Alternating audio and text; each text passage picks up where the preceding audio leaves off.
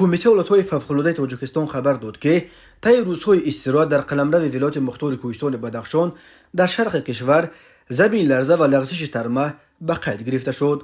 گفته می شود این آفت‌ها تلفات جانی و خسارات دیگر به جا نگذاشته است. بنا به گزارش خدمات گیوفیزیکی اکادمی ملی علوم تاجیکستان 3 مارس سال 2024 ساعت 12:05 دقیقه به وقت محلی در حدود تاجیکستان زمین لرزه به قید گرفته شد. مرکز این زمین لرزه در 460 کیلومتری جنوب و شرق شهر دوشنبه و 20 کیلومتری جنوب مرکز نویه مرغوب ولایت مختار کوهستان بدخشان جایگیر شده. اقتدار زمین لرزه در مرکزش 3 بال و در نویه مرغوب 2 بال را تشکیل داده است. تاجیکستان در یک منطقه زلزله‌خیز قاره آسیا جایگیر شده. هر سال در قلمروش صدها زمین جنبی ثبت می شود. همچنین شام 2 مارس سال 2024 تقریبا ساعت 18:22 دقیقه به وقت محلی در کیلومتر 21 راه ماشینگرد روشان برتنگ که از حدود روستای جزیره جماعت دیوت روشان نویه روشان می‌گذرد ترمه فرآمده راه را بست. برای رفع پیامدهای این آفت طبیعی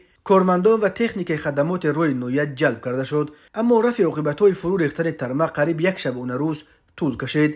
و تن و نیمه دوم روز 3 مارس ساعت 15:04 دقیقه حرکت ماشین‌ها به 2 سمت در این قسمت راه تامین کرده شد. سال 2023 در کوه تاجیکستان 335 حالت فرو ریختن ترمه ها ثبت شده است.